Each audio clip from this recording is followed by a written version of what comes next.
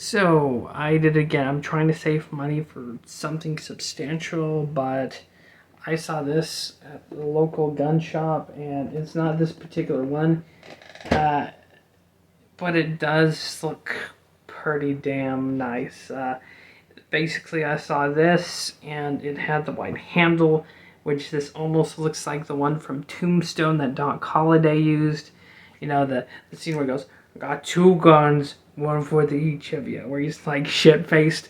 But anyways, yeah, I saw this and I had to have it, and it cost me quite a bit, about $600. And if you don't know who Doc Holliday is, he's basically this Western figure that helps Wyatt Earp. He pretty much had a fatal illness, which was tuberculosis. And the way how he was living his life was exacerbating his health situation. He's basically dying. So what he essentially did was helped a friend in need, even though it pretty much cost him his life later on due to health complications to tuberculosis. So, regardless, Doc Holliday may have been a degenerate gambling drinker, but I mean, what an example to live up to live your like final existence helping out a friend. That's pretty impressive, and that's why I had to get this alongside to go with that coach gun that I got. And I'll talk a little bit about it. It is a single action Colt, so which the safety. This shit's not going off unless you have the hammer cocked, which of course leads to the whole Alec Baldwin. Is it Alec Baldwin?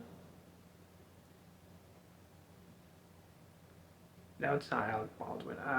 No, maybe it is. Whichever Hollywood dipshit that actually blasted two people with one of these, it doesn't go off on its own. See, look, you can all day, unless you have the hammer.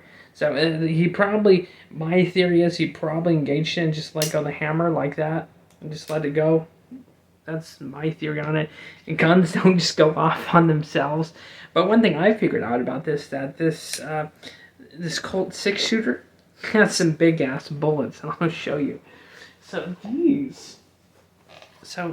this particular brand of bullet is, as far as a 45 long.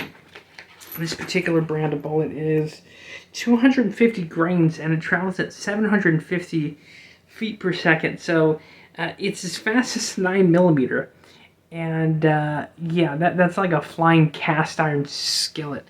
Like if Western 6-shooters and Colts were up to this standard of cartridge, if that hits your arm, they're gonna have to saw it off because it's essentially worthless at that point. That is, if you got lucky enough to like be wounded by some of the skilled hands like Buffalo Bill, Billy the Kid, Jesse James. Crazy, wicked, huge caliber that I wasn't aware that these Colts or this kind of wheel gun shot, and that's pretty impressive. And plus, Western fans will get it because of this sound. It's nothing cooler than. It's just great. And of course, when you get the cocking, it's just. And plus, if you're a cultured person, if you've seen any Western movie in your life, if you've never seen a Western movie, what the hell is wrong with you? Because you're missing out on some good ass movies. For a few dollars more, spaghetti westerns. And although this isn't a Colt, in fact, it's made by an Italian gun company. Right here, which is the spaghetti gun. But then again, spaghetti guns are pretty good. If you look at Beretta, for example, the oldest gun manufacturer in the world. I think Beretta goes back to the era when they were making fucking aquabooses that fired, I think, a 67 to a 76 caliber like chunk of lead. Which, if you're shot by that, it just drags stuff out the exit wound. An aquaboost was like, if you were hit by it, you were essentially dead, especially in the medieval eras from like 1400s going on.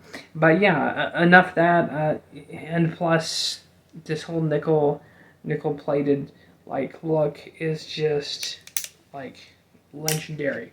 And I saw that and I just can't have it. There's no way you can't.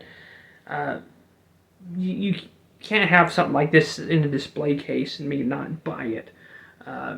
For the Americana history and just the history behind it in general. And yeah, and controversial opinion. William Cantrell was fighting a whole bunch of religious fanatics.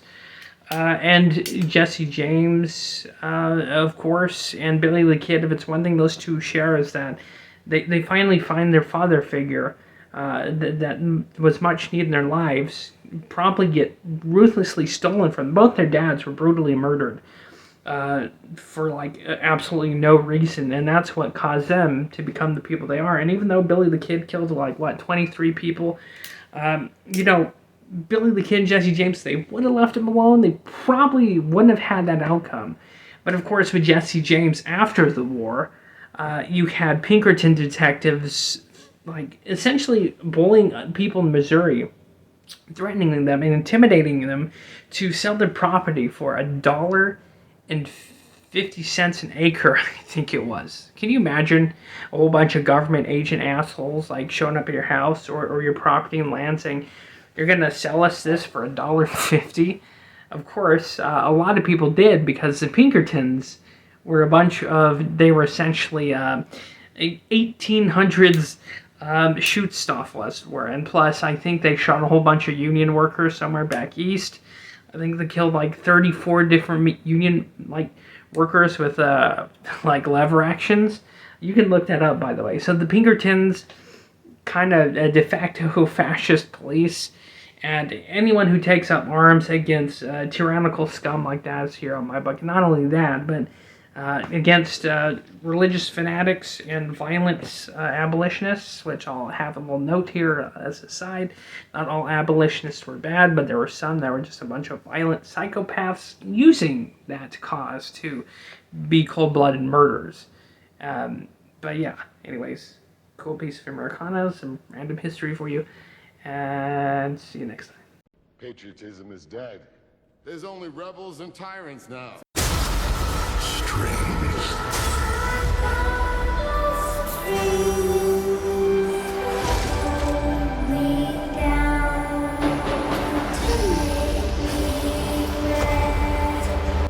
A world ready for the righteous and the pure to inherit.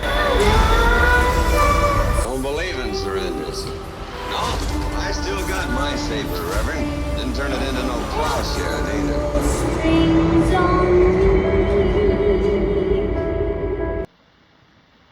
I'm taking over this territory.